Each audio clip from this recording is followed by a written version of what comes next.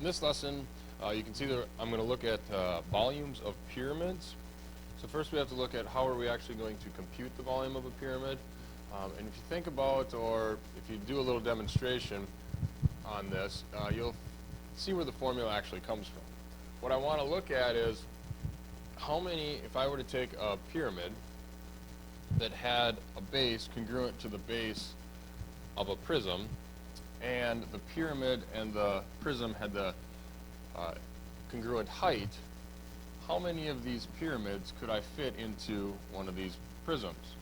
Well, if I used rice or I used water, filled the pyramid and then dumped that into the prism, how many pyramids would fit inside of there? Well, if you do that, you'll find out that there are 3 pyramids that fit inside of the prism. Well, if you think back, the volume of a prism was volume equaled the area of the base times the height. Well, if I can get 3 pyramids inside of here, or inside of here, then to calculate the volume of the pyramid, I just need to take 1/3 of it or divide it by 3. So then I have that formula right here for the volume of a pyramid. 1/3 area, remember big B stands for area of the base, might want to write that down next to the big B, and the height would be the height of the pyramid. So in my picture here, big B would be the area of this base. Now it could be it looks like a square there or a rectangle, but it doesn't have to be. It could be a triangle, it could be a pentagon, it could be anything. And then H, remember, is the height of the pyramid, which will be there. It's going to be that segment that goes from the apex of the pyramid down to the base, and it has to be perpendicular to it. So remember this formula for the volume of a pyramid. Now let's use that volume formula to help us find the volume of this square pyramid.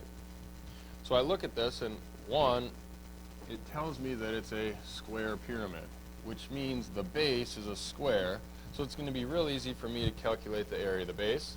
Well, 8 times 8 because it's a square, and I know the area of my square base is 64. But now it's to figure out the height. So what I need to do is, ultimately, I need to figure out how long is that piece there.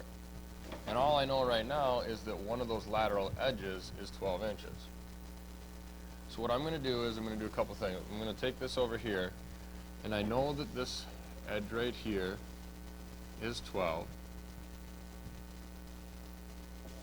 And I also know that this whole side here is 8.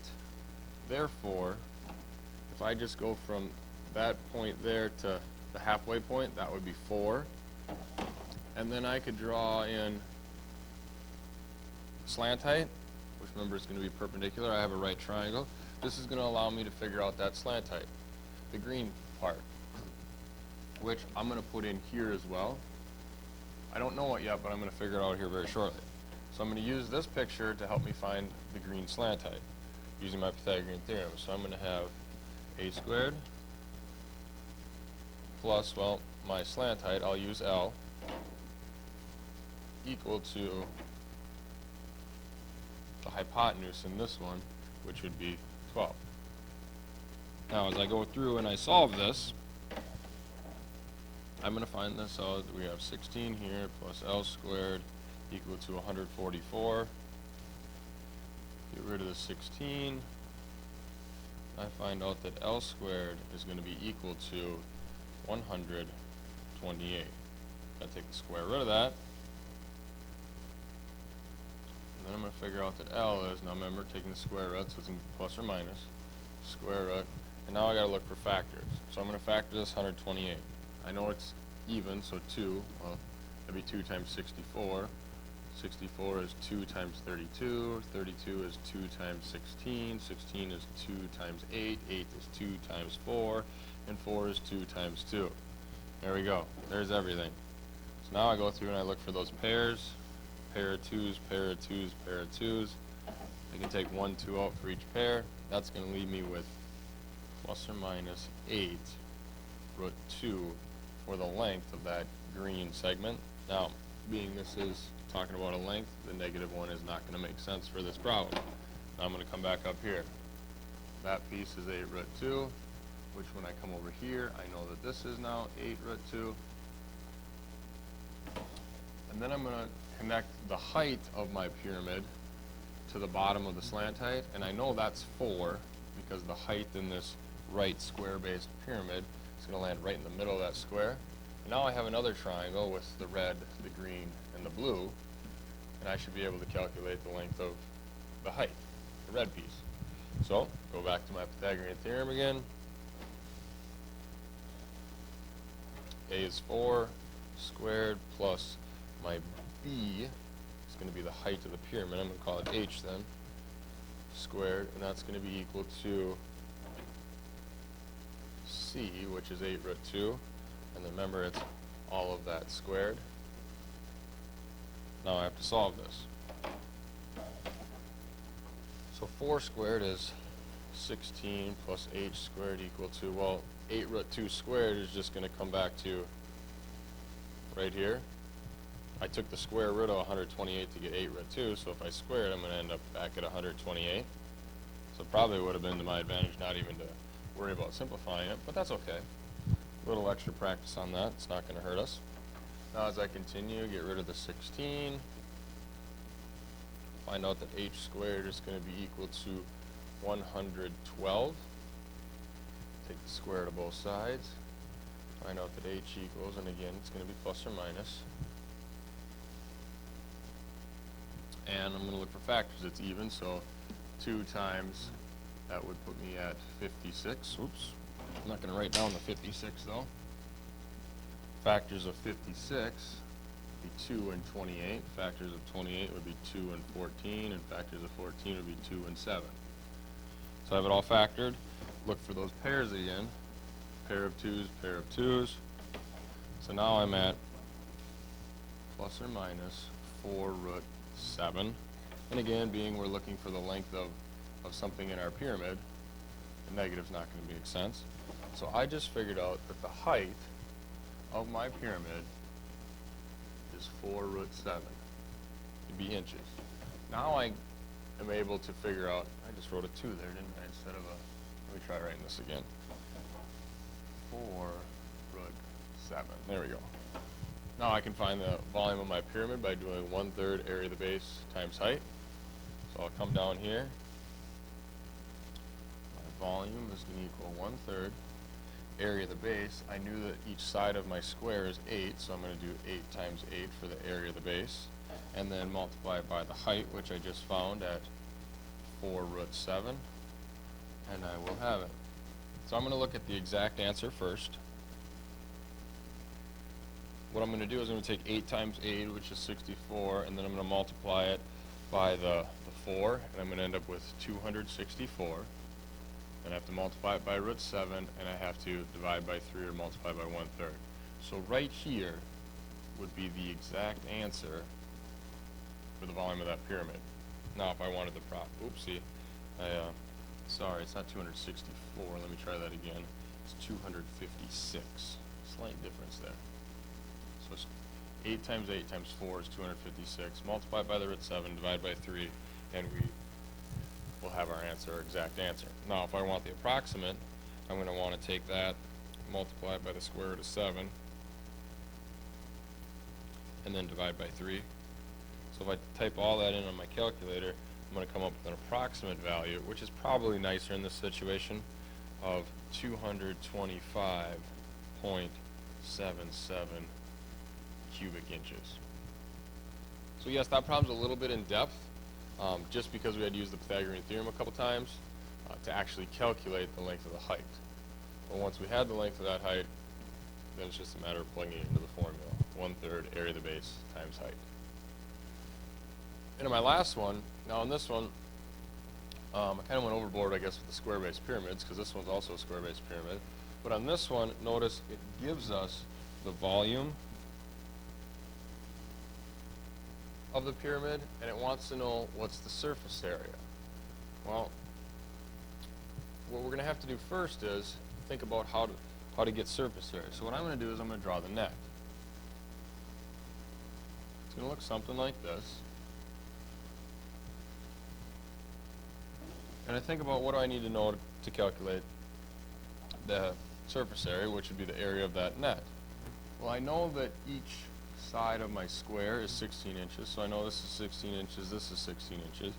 So calculating the area of the square, I have everything I need. But then if you go to your triangles, you need to be able to figure out the areas of those triangles. 1/2 base times height. I know the base of the triangle is 16, but the height, I don't know. Now that green piece that I just drew in there is also right here in the pyramid. So if I could find that, I'd be set. Now I look at this, and in my pyramid here, I know that this piece right here is 8. If I would know the height of the pyramid, I could use the Pythagorean theorem with the red, the blue, and the green, so I'd know how long that green one is. Well, I look back here now, and it gave me the area, or excuse me, the volume of the pyramid. And I think back that volume is 1/3 area of the base times height. So if I do that, my volume, which I'm going to write this down. Volume equals 1/3 area of the base times the height. Then I'm going to come back here and I'm plugging what I know. Well, the volume, it tells me, is 1,803.4. So that's going to be equal to 1/3 area of the base. Well, I know it's a square, and it gives me each side length, so that's going to be 16 times 16, and then times h. So now it's a matter of solving an equation. This part, the 1/2 times 16 times 16, that's going to come out to equal 128. So I have 128, h equal to 1,803.4. And then if I divide both sides by 128, I end up with the height of this pyramid being approximately 14.09. Now I have the decimal on my calculator, 14.0890625 and so on. I'm going to keep that there and continue to use that. Did I say 08 or 09? 009, good. Alright, so now I know that, and now I can use this triangle, remember, in the Pythagorean theorem to find the length of the green, which is the slant height. So I'm going to do that. I'm going to have 8 squared plus my 14.09. But again, remember, that's still on my calculator, all the decimals, and that's going to be equal to then my slant height squared.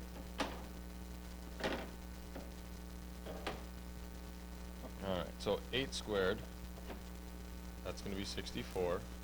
Now I'm squaring that number that's on my calculator, and I end up with 198.50. Just leave it there, equal to L squared. Add on the 64, and we figure out that L is going to equal plus or minus excuse me, no, I'm not there yet. Step ahead of myself. So L squared is going to equal 262.5. Now when I take the square root, now I'll have L equal to plus or minus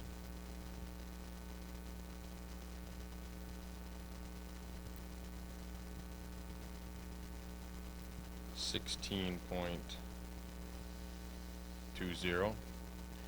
And being again that this is looking at a length, I don't have to worry about the negative. Come back up here. Now I know that this piece right here is at 16.2. Now I have everything I need to know to find the surface area of my pyramid. So I'm going to go through, I'm going to do the square first. So look at this as the area of the square. Well, 16 times 16 equals 256. And then next I'm going to look at the area of the triangles. I'm going to do this 4, I'll say T, so 4 triangles. So I'm going to take 4 for the 4 triangles. Now 1/2, the base was 16. Guess I should have left that as blue. I think you'll remember that. So 1/2 base, and then multiply that by the height that we just calculated, to be 16.2, and multiply this all together on my calculator. I end up with 518.46 for the area. Now remember, that's for all 4 triangles. So then to get the total surface area, I need to add these 2 numbers together. So add that, and I end up with a grand total of 774.46. And I don't remember what the label was, so I'm going to come back up here and look. Everything was in terms of inches, so this would be, now remember, inches squared. So I used a little bit on what I knew about the volume to help me find the height of my pyramid, which then allowed me to find the slant height, and then that slant height came over here, which was a part of my net, which allowed me to find the area of all the pieces. So, yep, a little bit in depth, but all a bunch of little pieces that when you break them apart, you're going to be able to do, and then just put them all back together to answer the final question. And that's going to conclude my lesson on volumes of pyramids.